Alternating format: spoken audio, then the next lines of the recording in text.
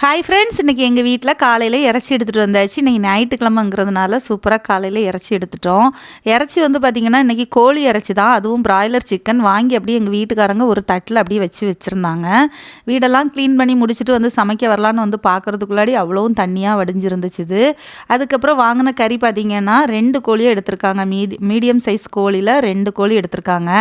வீட்டுக்கும் அப்படியே நம்ம வீட்டு செல்ல பிள்ளைகளுக்கும் எடுத்திருக்காங்க. பிரியாணி செஞ்சு கொடு அப்படின்னு சொல்லிட்டு பெரிய பீஸாவே எடுத்து கொடுத்துட்டாங்க. இன்னைக்கு பிரியாணி செய்யறதுக்கு காலையில என்னன்னே தெரியலங்க, ஒரு மாதிரி மந்தமாக இருக்குது. அதனால இன்னைக்கு பிரியாணியெல்லாம் வைக்கல, சிக்கன் கிரேவி தான் பண்ண போகிறேன் அப்படின்னு சொல்லிட்டேன்.